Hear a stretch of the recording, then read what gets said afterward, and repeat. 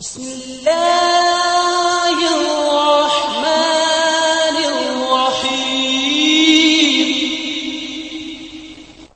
میرے مسلمان دوستو، مسلمان بھائیوں، خانہ کعبہ کے اندر تانبے کے 2 بت تھے جو مشرک لوگوں نے رکھے ہوئے تھے۔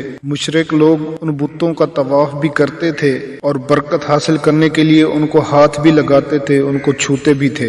حضرت زید بن حارث رضی اللہ تعالیٰ عنہ فرماتے ہیں کہ ایک مرتبہ نبی کریم صلی اللہ علیہ وسلم طواف کر رہے تھے بیت اللہ کا، میں بھی آپ کے ساتھ تھا۔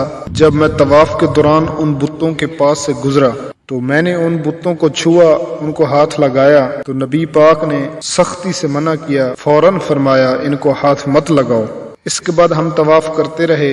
حضرت زید بن حارث فرماتے ہیں میں نے سوچا ایک بار پھر بتوں کو چھونے کی کوشش کروں گا، ہاتھ لگاؤں گا تاکہ پتہ تو چلے ان کو چھونے سے، ان کو ہاتھ لگانے سے کیا ہوتا ہے۔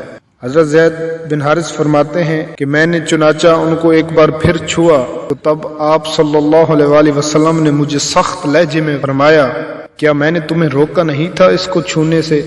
میں نے آپ کو منع نہیں کیا تھا؟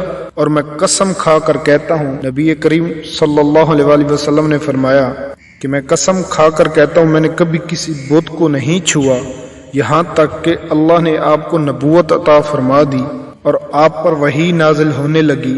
اسی طرح اللہ تعالیٰ نے حرام چیزوں سے آپ کی حفاظت فرماتے تھے۔